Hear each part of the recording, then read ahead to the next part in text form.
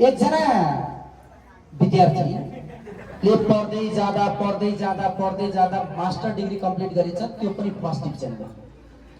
जति राम्रो गरे तापनि उहाँको बुवाले के भन्नुभएछ भने पुगेन मात्र भन्नुभएछ।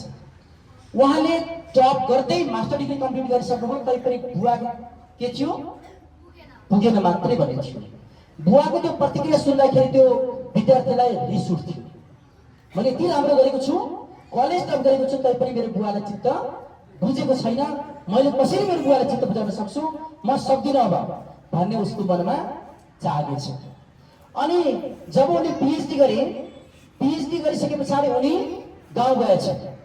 गाउँमा पिएचडी गरेको खुसी सुनाउन जाँदै गर्दाखेरि बुवालाई आमालाई सँगै राखेर मैले पिएचडी गरेँ नि यति राम्रो अङ्कमा भन्दै गर्दा बुवाले फेरि के भन्नुभएछ भने पुगेन, भएन मात्रै भन्नुभएछ कि।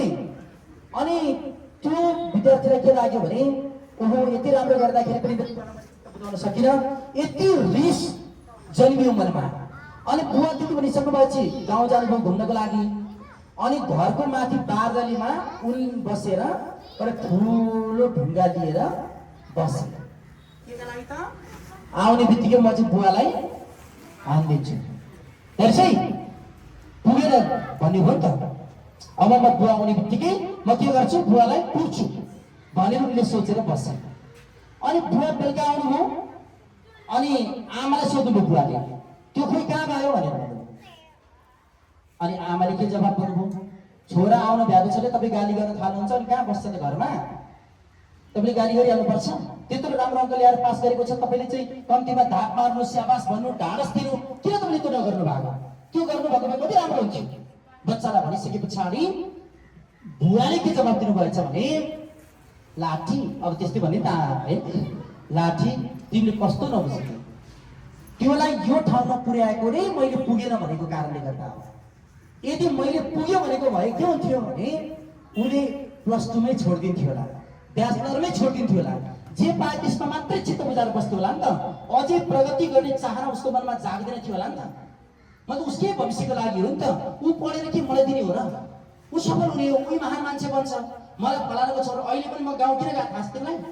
मेरो छोराले पिएचडी गरेको कुरा गाउँमा सुनाउनुको लागि म गएको लाठी, तर त्यसको लागि भन्नु भएन नि त, बढी माथिहाल्छ, फुर्किहाल्छ, बिग्रिँदैन भन्ने जवाब चाहिँ दिए पछाडि त्यो छोरालाई के लाग्यो, स्याङ्ग भयो, ओहो भित्रभित्र त मेरो बुवाले यति माया गर्नुहुँदो रहेछ। जागी मेरो सफलताको किस्सा सुनाउनुको लागि आफ्ना साथीहरूकोमा गाउँमा गएर आउनु भएको छ। मैले मेरो बुवाको भावना र उद्देश्यलाई बुझ्न सकिन छु, मेरो बुवाको सपना मैले बुझ्न सकिन छु भन्ने उनलाई पश्चाताप लाग्यो। र बुवासँग गएर उनले कन्फेस गर्यो, भनेको आत्मआलोचना गर्यो, बुवा मैले यस्तो सोचेँ, हजुरले जहिले पनि मैले नराम्रो सोच्दो रहेछु, तर एउटा आमा र बुवाले आफ्नो छोरछोरीको लागि कहिले पनि नराम्रो सोच्न सक्दैन भन्ने कुरा मैले बुझ्न सकिन छु भन्ने जवाब उनले दिए। अनि बुवासँग अङ्गलमा रोए, मजाले खाना खाए, बाँकी जीवन सफलताका साथ अगाडि बढाए। के हो